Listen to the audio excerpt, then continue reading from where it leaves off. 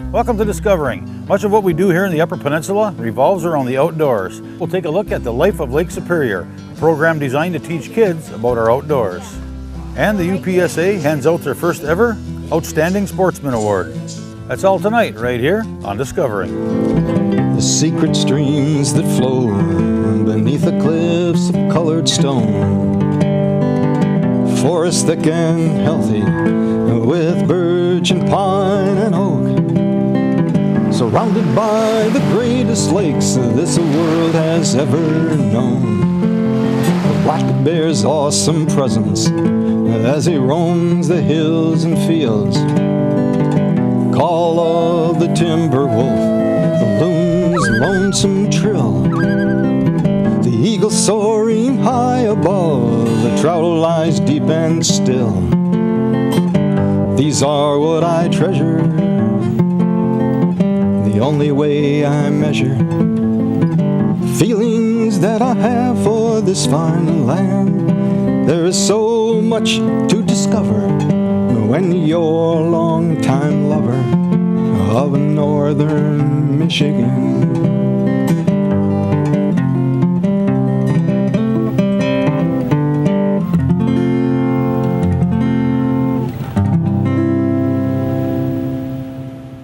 Growing up in the UP, many of us have certainly spent our fair share of time in the outdoors.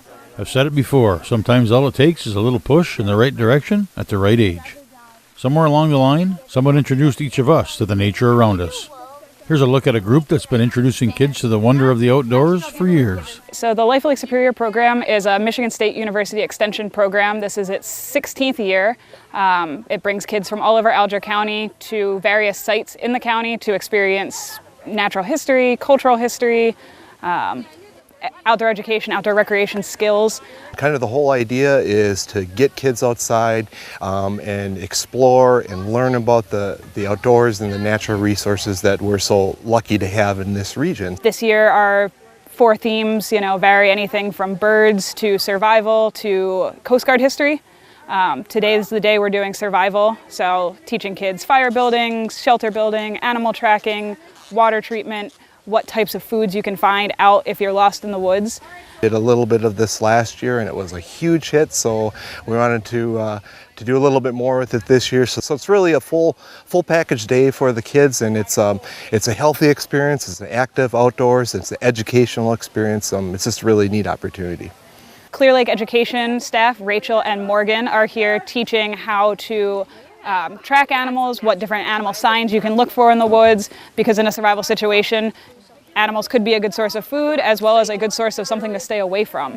So they're showing different furs and different pelts of different animals that can be found in the UP, as well as then they're looking at animal tracks and then making a plaster cast to take home, so they have a little memory of their day out here today.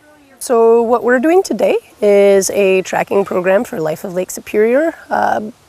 Basically giving kids an opportunity to explore how they pay attention to the world around them. We're aiming both, to let them have some fun and foster that sense of connectivity so that they have an easier time defining who and where they are by the world around them. So included in that is printmaking with molds. It is a way for them to connect with an animal and take this home with them. So right here I have a immature black bear print to give to them on their way out. That helps remind them to be stewards of these animals. We also have actual story cards that we're having them make. We are giving them printed cards, and they look on that and they're looking for both subtle and obvious clues that tell a story based on what the animal was doing. We have actual prints into the sand, and we're having the kids match scat to prints with pictures so that they're trying to decide based on the size of the scat and the size of the print what animal it belongs to. We also have we call it a discovery table. On that table we have lots of furs and prints and books for them to explore on their own pace so that they can actually touch and feel these animals and really get a sense for what they are. We've got otter, black bear, we've got a nice beaver, bobcat, just some basic furs. And this is great because then they want to know, this is what it looks like. Now I want to understand what to look for to tell that it's been here.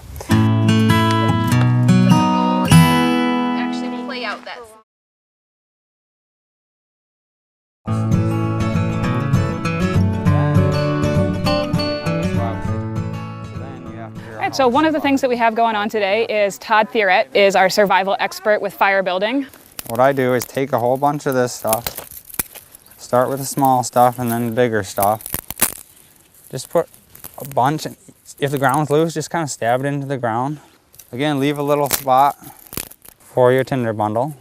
Put some bigger sticks on there. If you have some sticks that are branched and stuff, you can kind of lock them together to hold it up to keep it from crushing itself, or just push them into the ground. So he's teaching the kids how to build a bow drill and then how to use the bow drill to actually try and start a fire, which is a skill that most kids don't know. They just think you rub two sticks together and it starts, but it's a lot more complex than that. And so showing them proper form, proper technique, what types of wood to use, and then if that's too difficult, how to use just flint and steel, because you don't always disappear in the woods with a lighter and with matches, or even are prepared for that. So teaching them how to be prepared to get lost, what types of things you need to know. The spindle and the fireboard really needs to be from the same piece of wood, or at least the same type of wood. You want about equal friction on each one, so equal hardness, equal dryness, the same type of wood. The handhold would be ideal if it was a harder wood. You want it to burn in a little bit to create a socket. Your bow should be tied securely at each end. You want to make it adjustable, so if it needs tightened, like on this end I just have one knot. You want to be able to wrap your spindle around it without too much effort. It's good if your bow is a little bit flexible, so you have a little bit of tension there.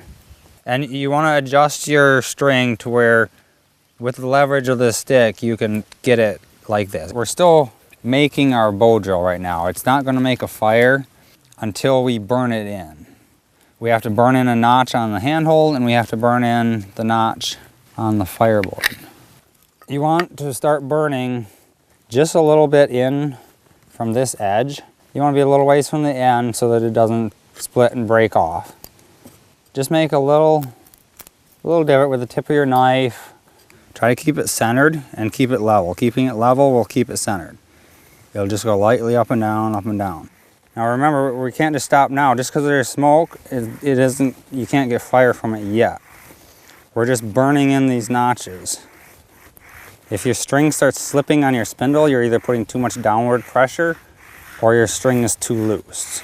This is just some sap I found oozing out of the side of a spruce tree last night. I just want a little bit on there. The heat from this is gonna melt it in pretty good, because now I don't want any more friction on the top. I want all the friction on the bottom. Just work it in this notch. We're gonna cut a notch. It's gonna be, see this circle? It's gonna be like a slice of that pie. Once you get smoke, add a little bit more pressure and keep going about 10 to 15 more strokes until it's really pumping out smoke. And stop, carefully remove this. See it's still smoking right there in that notch? Carefully lift this. You can give it a little air. There's no big rush at this point. You want to keep it burning. Very carefully knock it out. And it helps too to loosely like clamshell it or wrap it a little bit and then blow through the tinder so it kind of buffers your breath so you're not blowing it out. And then just stick it in there. Make sure it can reach some birch bark, and you're good to go. So one of the things that makes this whole Life of Lake Superior program come together is the volunteers. We couldn't do it without, there's a lot of support and a lot of volunteers in the community that give their time and their ideas and their passions for working with youth and for education, and they're what makes this program successful.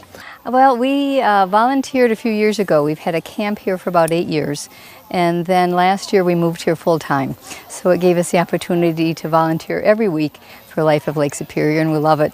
Well, my life was spent as an educator. I was in education for 41 years. It's important to give kids experiences beyond their video games and television, and getting kids outside is about as good a way as I can think of to give them valid life experiences. So anything I can do to help, I'm willing to do. A big part of Life of Lake Superior is the nutrition portion of it. So also through MSU Extension, our Health and Nutrition Institute, we have Vicki Ballas, who's Captain Nutrition today, and she teaches kids about, the different food groups and goes kind of along with the theme. So our theme today is wild edibles and foods you can find out in you know, the UP. So we had sheep sorrel and wood sorrel and purslane for a snack. And then just other herbs and things that you can just find out while walking around so that you can survive. Today is a survival theme, so I try to have food that is, of course, nutritious, but also things that they might find in the wild or grow themselves. So, there's a lot of wild edibles that you can eat in a survival situation or even just your regular life. I collect and gather wild edibles all the time. So one of the examples that we have right here in this field, it's called sheep sorrel. So do you guys see this down here? It is all over this field. You can eat that. If anybody wants to grab, I know we've all been walking on it. But I also have some here, okay? So we have mushroom tacos because you can gather mushrooms. And we have a lot of other veggies in it that you could grow in a garden. We also have some insects. We have queen weaver ants and some kind of a grub. They're dried. But these kids have been eating insects for about 5 years now, so they're pretty used to it. And if I don't bring it, they're disappointed. We're also working on reducing our waste this year at Life of Lake Superior. And on our very first day, we had 44 pounds of trash. And last week we had 8 pounds of trash, so we really reduced it a lot. So today I'm curious to see if we can even get it below 8 pounds. Yeah, you know, a lot of the kids too, you know, we're explaining to them, you know, that our earth just can hold so much garbage and we generate so much. I've encouraged them to go check out our landfill, just to kind of take a look at it and think about where your trash goes and how it's a mountain, a big smelly mountain, and hopefully that will encourage them to think twice about all the trash that they create.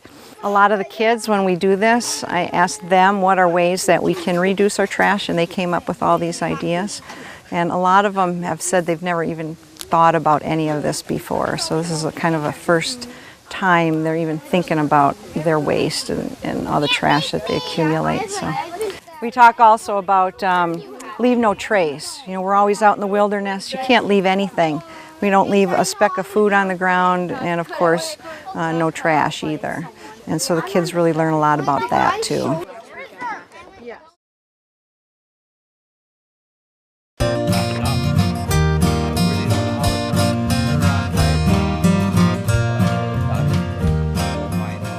Another of our sessions today is with Harry Lindquist, and he's teaching kids how to build survival shelters. Suddenly you find yourself lost out in the woods and need to spend the night unexpectedly. You're not going to have a tent with you all the time.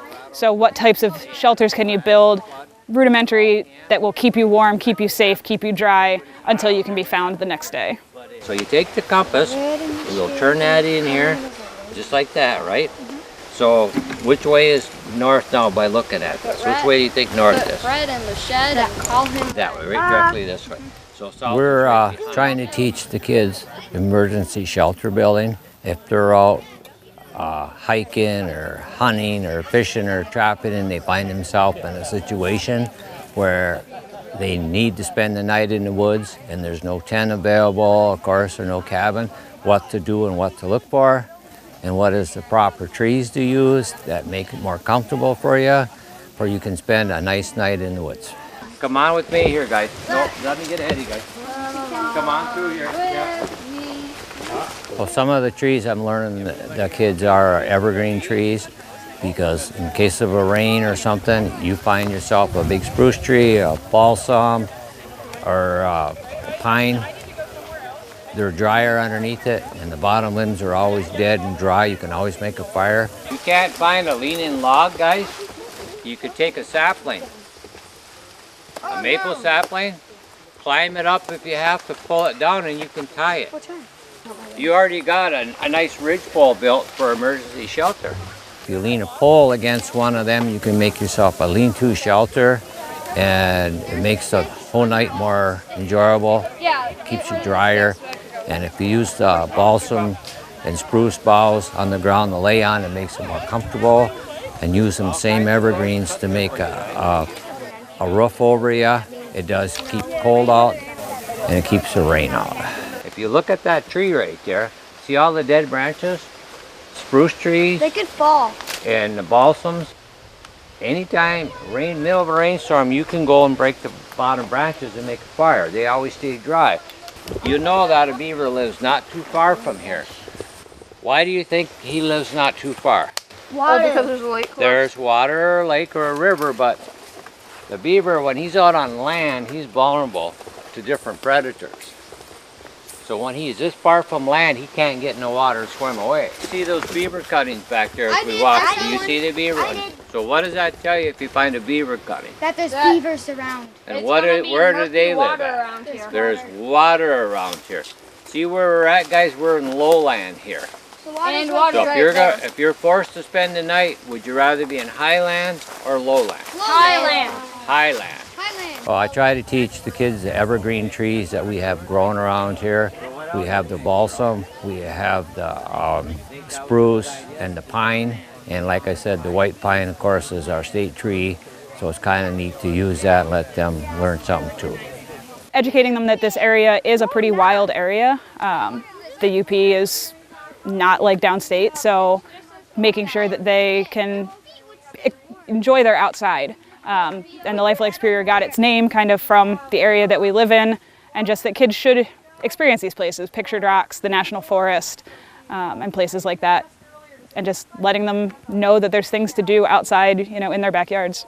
Any resident in Alger County, we even have some visitors from very far away. I think this year we have some kids from Texas that are visiting some relatives, but they can come here and a bus picks them up at various locations throughout the county, brings them here for the day, and you know, they get to experience something new each week, and there's different themes and topics every year, every day that we do this, and a great tradition, and it's you know, something that I feel fortunate to be a part of.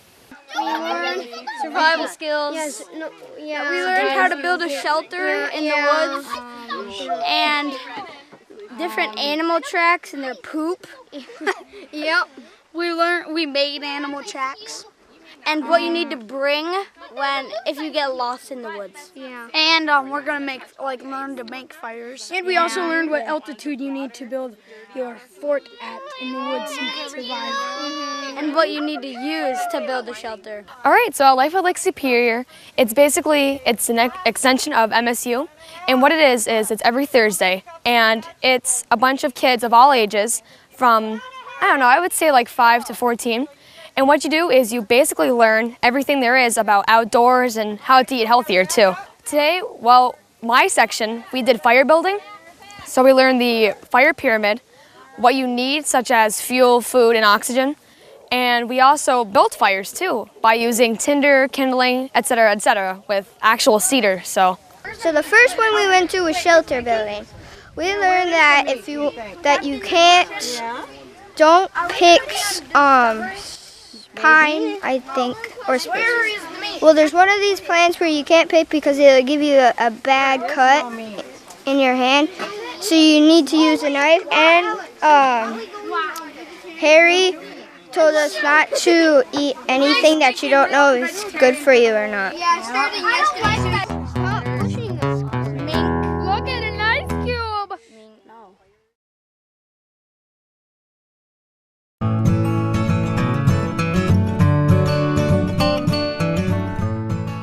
The William Anderson Sportsman's Club is one of the latest groups to join the Upper Peninsula Sportsmen's Alliance.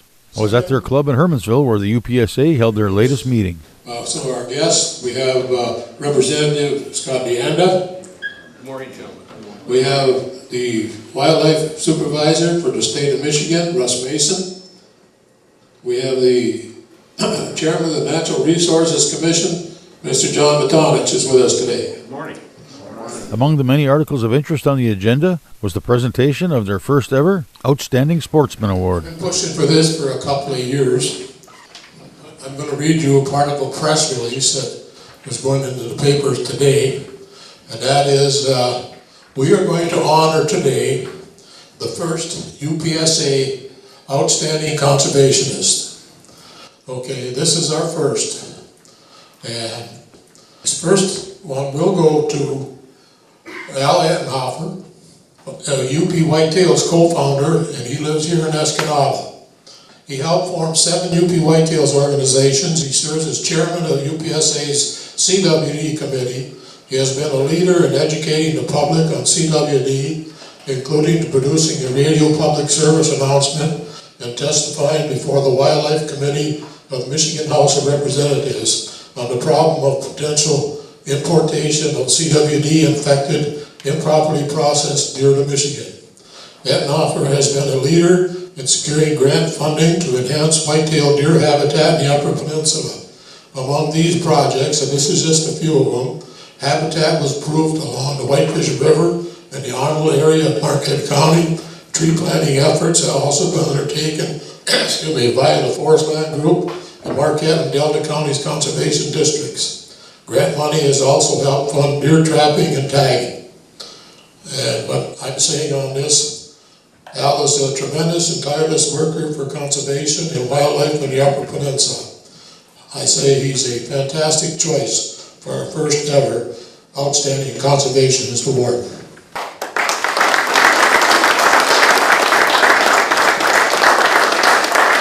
I want to add one thing. The state is forming a focus group on CWD. They're contacting many colleges and getting professors and people to sit down, high-ranking veterinarians, and see if there's something we can do with CWD. And Al got a call from the director 3 days ago. Al is on this committee. He's been appointed by the director, Kia. So Al, and the chairman of the NRC. So Al, congratulations.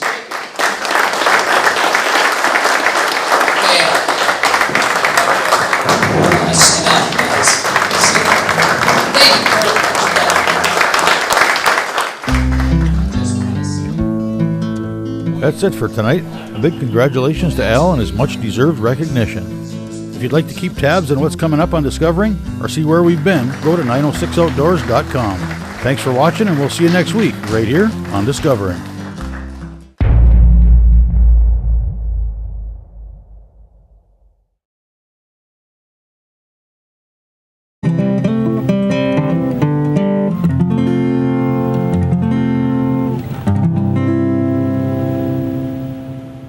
Growing up in the UP, many of us have certainly spent our fair share of time in the outdoors. I've said it before, sometimes all it takes is a little push in the right direction at the right age. Somewhere along the line, someone introduced each of us to the nature around us. Here's a look at a group that's been introducing kids to the wonder of the outdoors for years. Eyes deep and still, these are what I treasure, the only way I measure feelings that I have for this fine land. There is so much to discover when you're a long-time lover of northern Michigan. So the Life of Lake Superior program is a Michigan State University Extension program. This is its 16th year. It brings kids from all over Alger County to various sites in the county to experience natural history, cultural history, outdoor education, outdoor recreation skills. Kind of the whole idea is to get kids outside and explore and learn about the outdoors and the natural resources that we're so lucky to have. Welcome to Discovering. Much of what we do here in the Upper Peninsula revolves around the outdoors. We'll take a look at the Life of Lake Superior, a program designed to teach kids about our outdoors. And the UPSA hands out their first ever Outstanding Sportsman Award. That's all tonight, right here on Discovering.